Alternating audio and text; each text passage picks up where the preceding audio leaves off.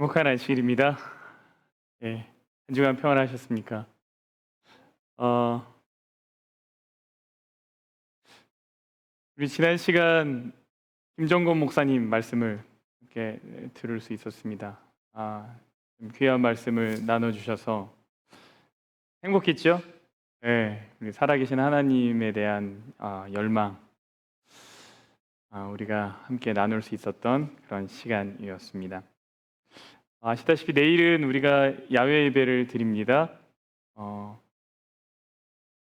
잘 준비된 순서 속에서 창조 세계 가운데 우리가 하나님을 예배하는 기쁜 안식일 되기를 또한 기대하고 기도합니다. 오늘 계속해서 사사기 말씀을 나누겠습니다.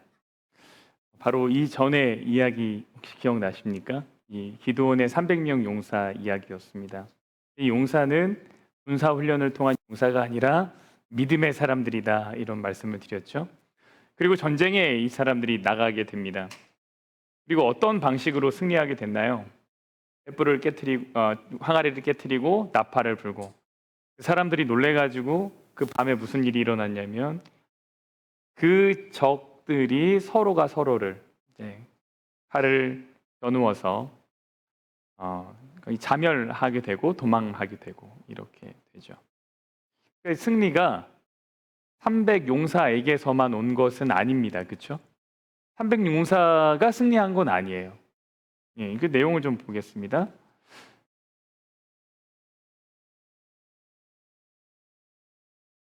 300명이 나팔을 불 때에 여호와께서 그 온 진영에서 친구끼리 칼로 치게 하심으로, 그리고 나서 어떻게 됐대요? 적군이 도망하게 됩니다. 그래서 이스라엘 사람들이 쫓아가요. 이스라엘 사람들은 납달리와 아셀과 온 므낫세에서부터 부름을 받고 미디안을 추격하였더라. 이 사람들이 어디서 온 사람들일까요? 사사기 6장에서 기드온이 함께 하자고 처음 불렀던 사람들, 그때 모였던 사람이 32,000명인데 그 중에 사람들이 좀 돌아갔잖아요. 이 지파들이 그때 모였던 지파 사람들이에요. 근데 돌아갔다가 다시 온 거죠. 네.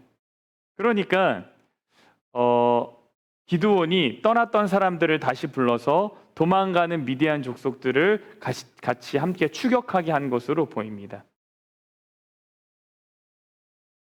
기드온이 사자들을 보내서 또 에브라임 온 산지로 두루 다니게 하여 이르기를, 내려와서 미디안을 치고 그들을 앞질러 벳바라와 요단강에 이르는 수로를 점령하라 하며, 이에 에브라임 사람들이 다 모여 벳바라와 요단강에 이르는 수로를 점령하고, 이렇게 얘기합니다. 그래서 좀 이게 12지파가 지금 나눠져 있는 모습인데요. 지금 언급된 지파들 대부분이 다 어디냐면 이 북쪽입니다. 납달리, 스불론, 이사갈, 여기 다 이 위쪽이고요. 요 에브라임도 여기입니다. 그러니까 나중에 남방 유다와 북방 이스라엘로 나눠지게 될 때 어디부터가 남방 유다가 되냐면, 베냐민부터 남방 유다입니다. 베냐민, 유다. 여기, 그러니까 요 위에는 다 북쪽 지파 사람들이라고 보면 돼요. 그러니까 이제 에브라임이, 글씨가 틀렸네요. 에브리임이라고 나왔네요. 에브라임이 북쪽 지파의 거의 마지막이라고 보시면 됩니다. 여기 있는 사람들이 다 이제 합쳐서 미디안 족속들을 이제 쫓아가게 되고, 나중에 에브라임도 합류하게 되는 거죠. 근데 결과적으로 이 승리는 300용사를 통해서 이루어진 건 아닙니다. 서로 협력하는 가운데 이루어진 승리라고 볼 수 있습니다. 이 이후에 합류했던 사람들도 여호와 하나님의 승리에 동참했던 사람들이죠. 그런데 8장 1절에서 에브라임이 이런 이야기를 해요. 에브라임 사람들이 기드온에게 이르되, 내가 미디안과 싸우러 갈 때에 우리를 뭐하지 않았대요? 부르지 않았대요. 우리를 이같이 대접함이 어찌 됨이냐, 이렇게 얘기해요. 그러니까 에브라임은 32,000명 모였을 때 있었던 사람들이에요, 없었던 사람들이에요? 그때는 없었던 사람들이에요. 그런데 미디안이 도망을 하다 보니까 계속 남쪽으로 내려가는 거예요. 그래서 기드온이 남쪽에 있는 에브라임한테, 자기들보다 살짝 남쪽에 있는 에브라임 지파들한테 사람을 보내서 지금 미디안 족속도 도망가니까 이 잔당들 처리합시다. 이렇게 해서 이제 에브라임이 나중에 합류한 겁니다. 근데 에브라임이 뭐라 그러냐면 나중에 이렇게 전쟁을 치르고 나서는 아니 왜 우리를 처음부터 부르지 않았냐고 불평합니다. 이게 무슨 얘기예요? 에브라임은 선발 투수지 뭐는 아닌 거예요? 구원 투수는 아닌 거예요. 자신들은 메인 디시지 뭐는 아니에요? 디저트는 아니에요. 나는 주인공이지 뭐는 아닙니까? 엑스트라는 아닌 거예요. 에브라임이 이런 얘기를 하는 거예요. 처음부터 불렀어야지. 왜 이제 와서 불러? 너희가 나를 이렇게 대접을 한다고? 이렇게 말할 수 있었던 이유가 뭘까요?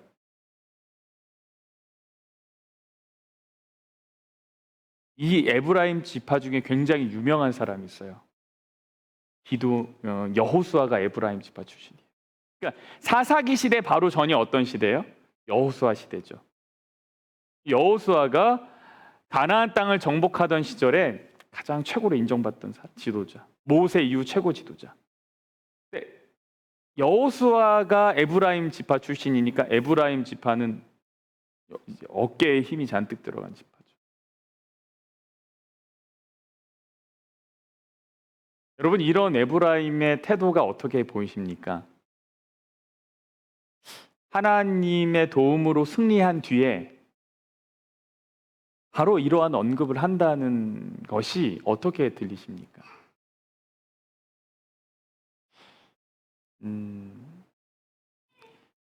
이 전쟁의 주도권이 누구에게 있다고 말하는 것 같아요?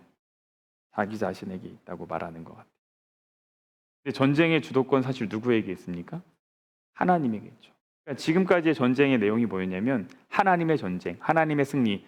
끊임없이 이것을 강조하면서 이어오고 있는데 이것을 뭐로 바꿔버렸냐면 이 에브라임 불평이 인간의 전쟁으로 바꿔버렸어요. 그리고 자신들의 승리로 바꿔버렸어요.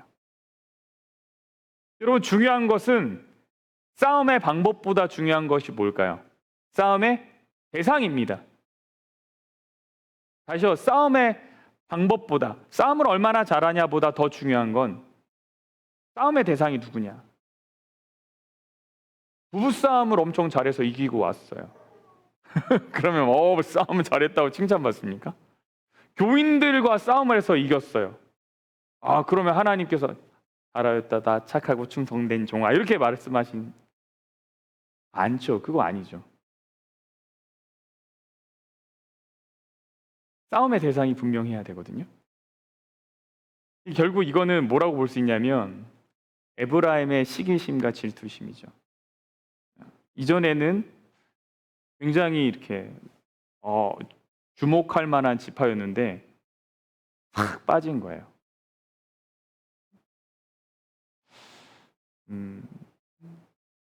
여기도 살짝 조금 이야기가 담겨져 있는 건 뭐냐면 에브라임 지파가 므낫세랑 에브라임이 요셉의 후손입니다. 근데 이 므낫세 지파 출신이 누구냐면 기드온입니다. 그러니까 기드온이 에브라임을 왜 안 불렀을까? 이런 생각을 또 하게 돼요. 왜 처음부터 안 불렀을까? 사실 이제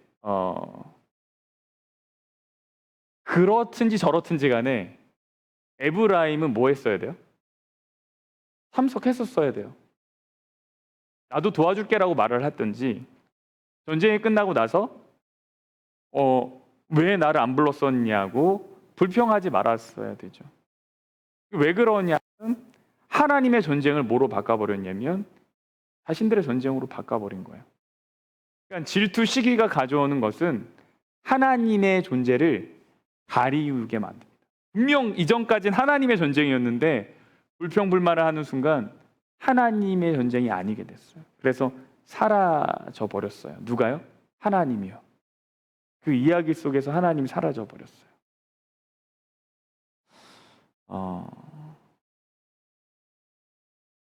이 재림교회 성경 주석에 있는 내용을 좀 읽어드리겠습니다. 기드온의 이야기에서 가장 중요한 교훈을 배울 수 있는 부분 가운데 하나가 바로 여기다. 다른 북부 지파들처럼 에브라임 지파는 미디안인들의 약탈을 저지하는 행동이라고는 아무것도 하지 않았다. 다른 지파들 같이 에브라임 지파 사람들은 적군이 퇴각하기 시작한 후에야 싸움에 가담할 정도의 용기밖에 없었다. 마찬가지로 오늘날도 훌륭한 계획을 용감하게 추진하는 사람을 비평하는 사람들이 많이 있다. 이런 사람들은 그 모험이 성공할 기미가 분명해질 때까지는 수수방관한다. 그런 뒤 그들은 자신들의 공로를 인정받으려고 꾀하거나 그 모험을 지휘하는 지도부에 참견하려고 시도한다. 이러한 정신은 비난받아 마땅하다.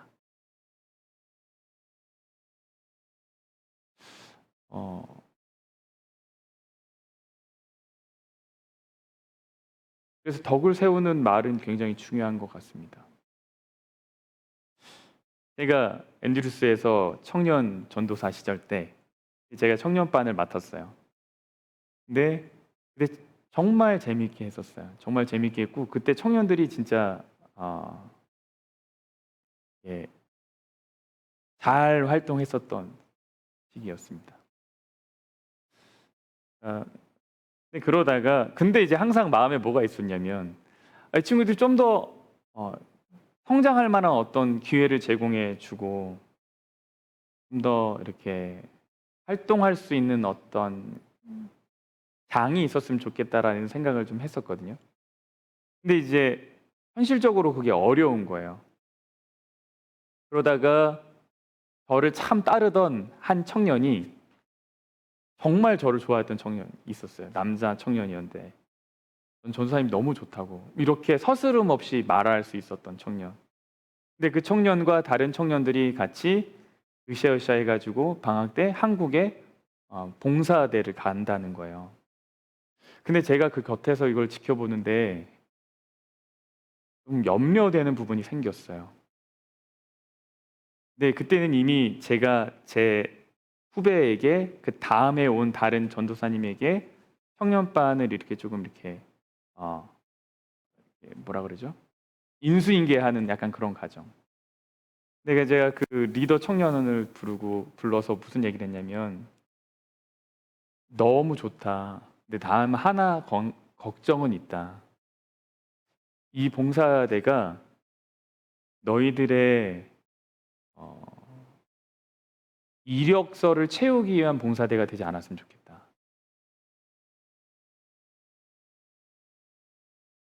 왜냐하면 그 친구들이 이제 의대 진학하려고 하는 친구들, 이런 친구들이 다 많았으니까 가서 정말 봉사하고 오면 좋겠다.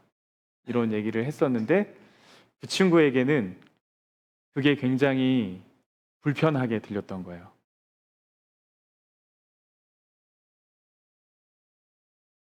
그리고 나서 정말 장문의 이 텍스트 메시지를 서로 하게 됐어요. 이게 저를 대하는 태도가 달라졌고 저는 그게 어색해지고 불편해졌고 그래서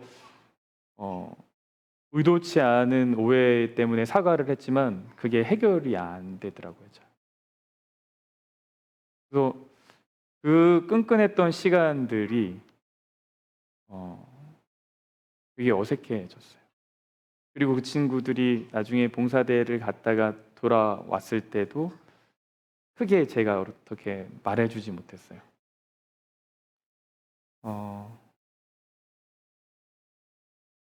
저는 뭐 성공할 기미가 보일 때까지 수수방관하다가 숟가락을 얹으려고 했던 건 아니지만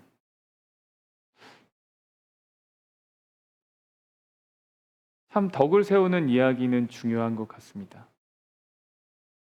우리가 이런 영적 유혹에 빠질 때가 있습니다. 그러니까 한때 열심히 했던 신앙인, 잘 나갔던 신앙인, 이 신앙인들이 믿음의 사람들이 만 빠질 수 있는 유혹이 있어요. 다른 사람들은 안 빠지는 유혹이에요.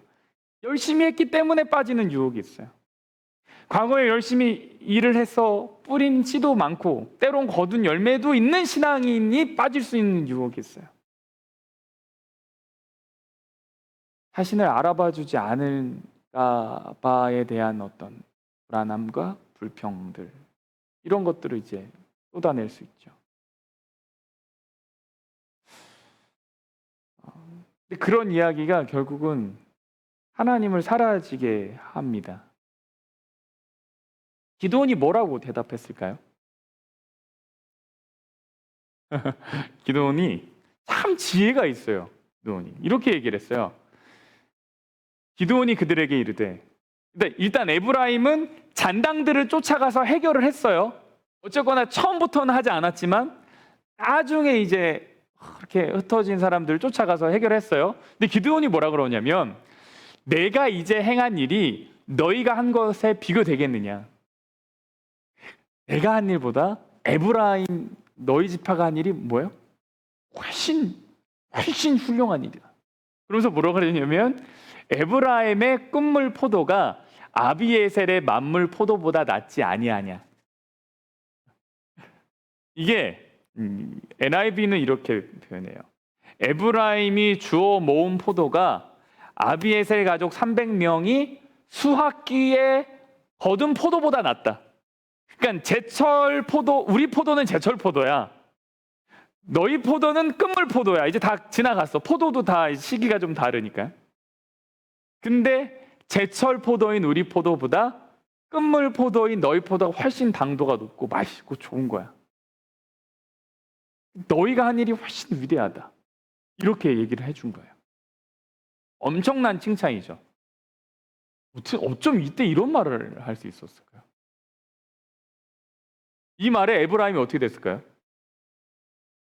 내가 포도라고? 막 이렇게 화내지 않고, 에브라임도 참, 기드온이 이 말을 하며 그때의 그들의 노여움이 풀렸대요.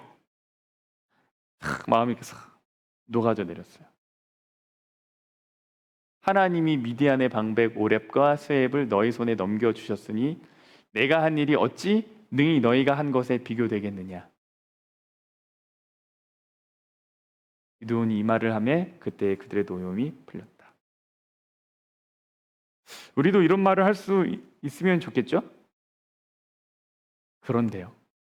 그런데 기드온이 이렇게 말하고 난 후에부터 성경에 기드온의 삶의 이야기는 여전히 나오거든요. 이 이후에도 8장 이 전체 뒤에가 다 기드온의 이야기예요. 기드온의 이야기인데 그의 이야기에 하나님이 등장하지 않아요. 그러니까 기드온이 여호와를 언급은 해요. 하나님을 언급은 해요. 그러나 하나님께서 기드온에게 이전에 나타나셔서 대화하고 그에게 응답하셨던 것처럼 그 하나님의 역사 이야기는 등장하지 않아요. 하나님의 이야기는 없어졌어요. 왜 그럴까요? 사실 이 기드온의 이야기에 문제가 있어요. 어떤 문제가 있죠? 이미 이 이야기에는 누가 빠졌나요? 하나님이 빠졌어요. 비록 이 이야기가 상대방이 듣기에는 좋은 이야기, 그 마음을 푸는 이야기일진 모르겠지만 이 이야기에는 누가 등장하지 않아요? 하나님이 등장하지 않아요. 여러분, 이 전쟁은 적은 이스라엘이 12만을 향해 나갔던 전쟁이에요. 하나님의 뜻에 순종했기 때문에 이루어진 놀라운 하나님의 승리였어요. 하나님의 승리의 이야기였어요. 이 전쟁은 하나님의 역사였어요. 그런데 자신의 겸손함을 드러내기 위해서 한 이야기 때문에 하나님의 역사가 사라졌어요. 형제를 달래기 위해서 하나님의 영광을 드러내는 일에는 뭐 했어요? 실패했어요. 그러니까 형제는 달랠 수 있었어요. 그러나 뭐는 실패했다고요? 하나님의 영광을 드러내는 일에는 실패했어요. 결과적으로 하나님이 사라진 고백이 되었어요. 여러분, 질투만 하나님을 가리는 것이 아니더라고요. 질투만 하나님을 가리는 게 아니에요. 인간적인 방법으로 사람을 달래기 위한 것이 때로는 뭘 가려요? 하나님을 가리울 수 있어요. 하나님의 능력도 가리우고 하나님의 도우심을 가리울 수 있어요. 에브라임의 시기 때문에 하나님이 사라지고 그것을 달래기 위한 기드온의 이야기에서 또 하나님이 사라졌어요. 그리고 그 이후의 이야기에는 하나님이 나오지 않아요. 우리가 그걸 오늘 다 다루진 않을 거지만 승리했지만 정작 승리의 주인공인 하나님이 사라지게 된 장면입니다. 그러면 여기서 기드온이 뭐라고 하는 것이 좋을까요? 여러분이라면 어떻게 하시겠습니까? 에브라임이 뭐 화가 났어요. 뭐라고 하시겠어요? 처음부터 오지 이제 와서 막 이렇게 막 따지. 우리가 정말 기도하면서 잘 이야기해야 할 수밖에 없는데 결국 하나님께서 이기게 하신 것이 아니겠나. 우리가 결국은 그 하나님께서 우리를 도우심이 많이 드러나야 되는 것 같아요. 그 하나님의 은혜가 더 많이 드러나게끔 하나님께서 우리의 모두의 기도에 응답하신 것임을. 그래서 누가 더 많이 했는지 보다는 하나님께서 정말 더 크게 나타날 수 있게끔 하는 것이 필요한 것 같습니다. 근데 이 말씀을 보면서 이게 정말 저를 좀 돌아보게 됐어요. 겸손이라는 것은 단순히 내가 낮아지고 다른 사람을 높이는 것이 아니구나.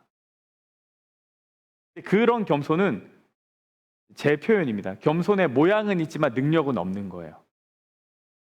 경건의 모양과 그 능력이 아니라 겸손의 모양과 능력.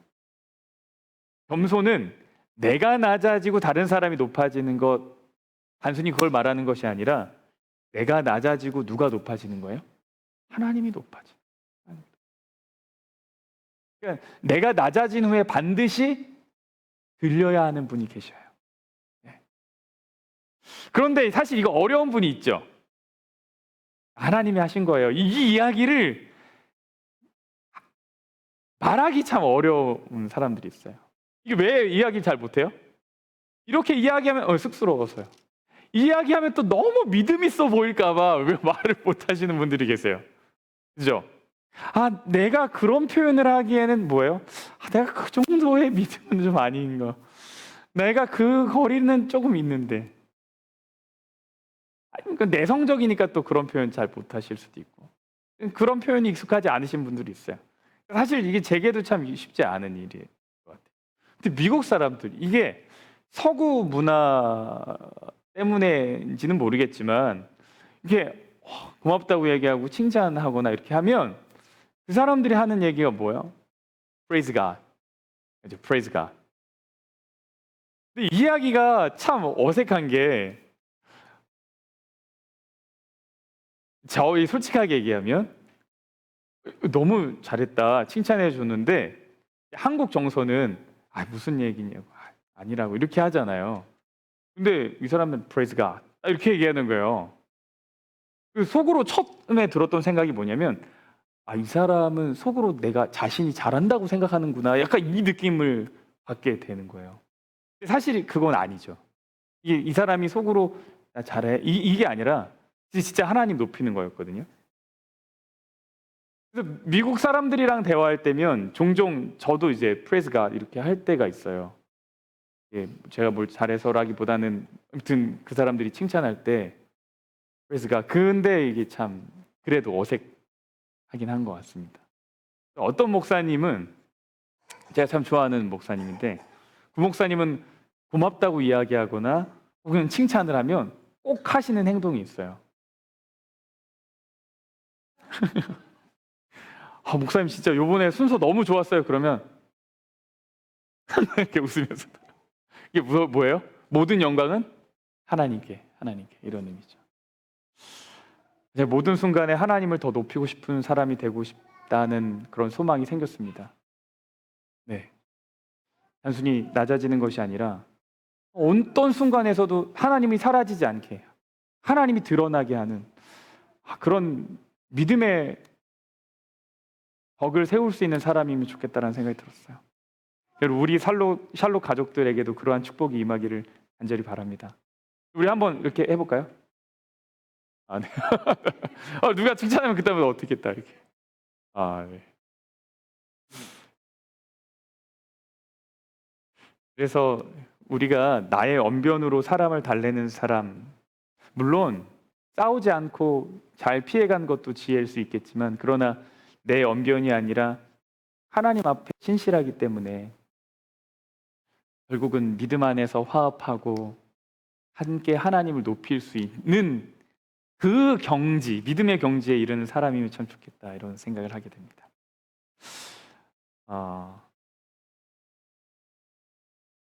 그래서 여러분, 누군가 혹시 칭찬을 해주신다면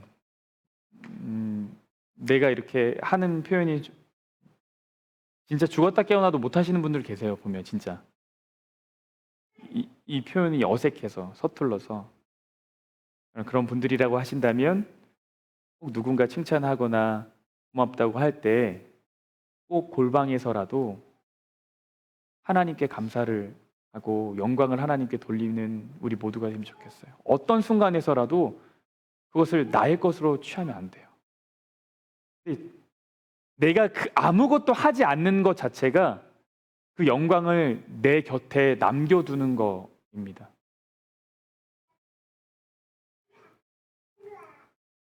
그래서 우리가 계속해서 하나님을 높이고 또 드러내고 내 마음 안에서도 높이는 우리 모두가 되면 좋겠습니다. 불평하는 사이에요, 15,000명이 이제 도망을 갔어요.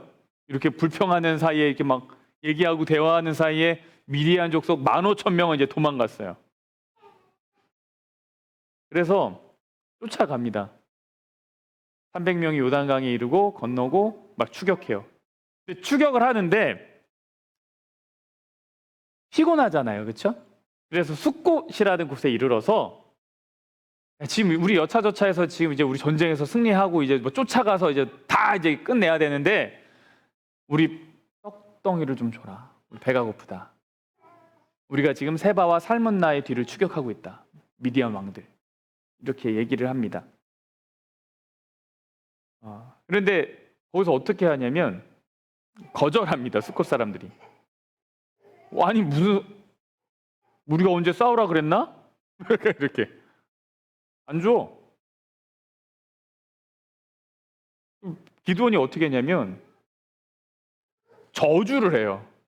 내가 돌아와서 내가 반드시 세바 살문나 잡고 와서 너희를 징벌하겠다. 그리고 나서 어디로 가냐면 부누엘이라는 곳으로 갑니다. 부누엘. 그다음에 딱 부누엘로 가요. 거기서도 똑같이 얘기해요. 우리 배고파. 떡덩이를 좀 줘. 네. 저를 보세요. 괜찮습니다. 네. 떡덩이를 줘 이랬는데 부누엘도 똑같이 안 줬어요. 숫곳 사람처럼. 그래서 또 어떻게 했을까요?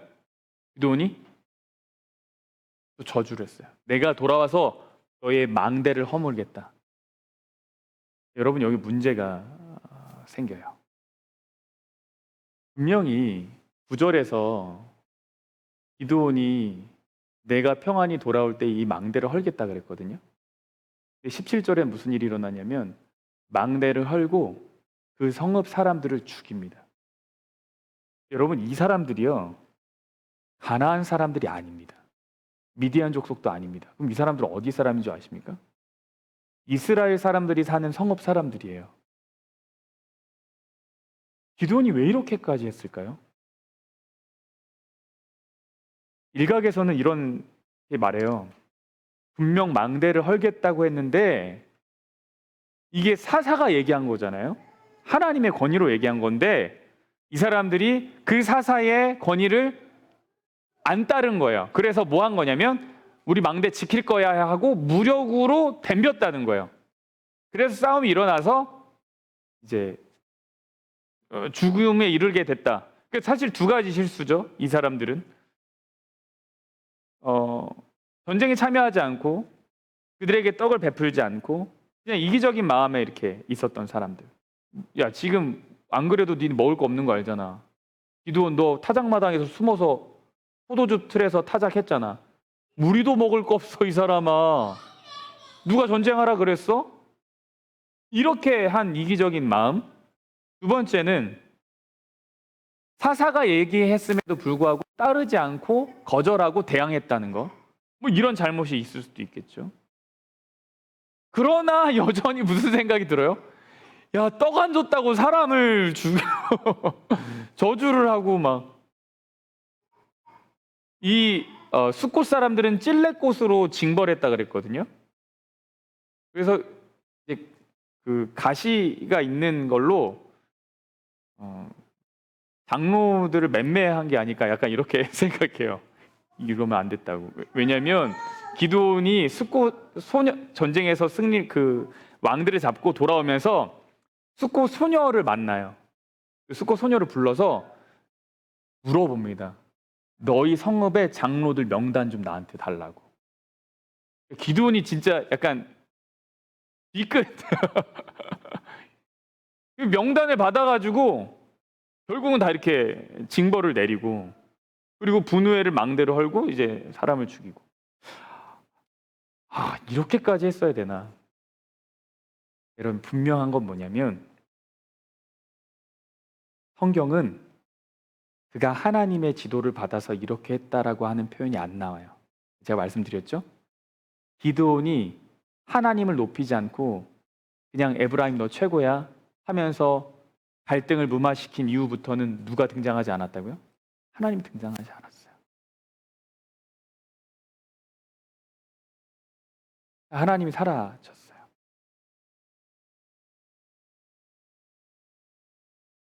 사실 8장은 어떤 기드온의 변화를 우리에게 이렇게 암시해주고 보여줍니다. 그리고 그것이 나중에 이제 절정으로 이르게 되는데 그건 다음 시간에 좀 다루고요. 앞서 7장에서 하나님의 칼, 기드온 칼 외쳤던 부분 기억나십니까? 나가라! 이는 기드온 하나님의 칼이고 또 누구를 위한 칼이라고요? 기드온을 위한 칼이 이렇게 얘기하면서 전쟁에 나갔었단 말이죠. 그리고 엄청난 승리 뒤에는 하나님이 사라져버린 고백을 하고 하나님이 하라고 하지 않으신 그 일을 하는 기드온.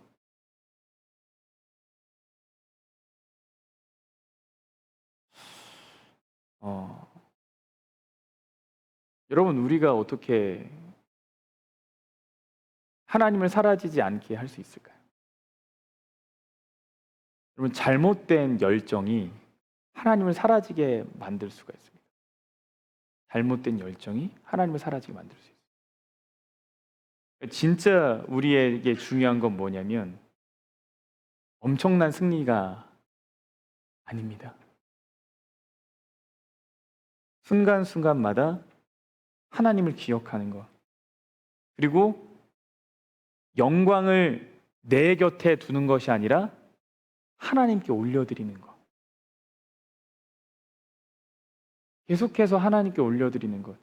이 단순하지만 중요한 공과가 내 삶에 반복해서 이루어질 때 하나님이 사라지지 않고 내 삶에 계속 역사하신다는 것을 오늘 전 배웠습니다. 끊임없이. 여러분, 우리 삶에 칭찬받을 때도 있고 혹은 내가 좀 끼고 싶지만 껴지지 못해서 소외감을 느끼고 그래서 마음에 섭섭함이 생기는 순간들도 있을 거예요. 그 둘 다 기억해야 될 거는 하나님을 사라지지 않게 하는 것. 하나님께 영광을 돌리고 그분께서 하시는 일을 기억하고 하나님께 감사하고 내가 그 자리에 참여하지 못했더라도 하나님께서 이루신 일들을 바라보고 기뻐할 수 있는 그런 우리 모두가 되면 좋겠습니다. 그래서 우리 샬롯 공동체는 실수가 있고 서툴고 그런 것들이 있을지라도 어디서나 하나님은 높여지는 그런 공동체 되면 좋겠습니다. 이제 우리가 함께 일어나서 찬양할 텐데요. 하나님을 기억하는 방법 중에 참 좋은 건 찬양인 것 같습니다. 네, 이 찬양이 눈 감으면으로 시작합니다. 사람들은 세상을 주목하게 하고 또 나의 잘함을 주목하게 할 때, 그때 조용히 눈을 감고 하나님을 생각하고 그리워하는 마음으로 우리 함께 찬양하겠습니다.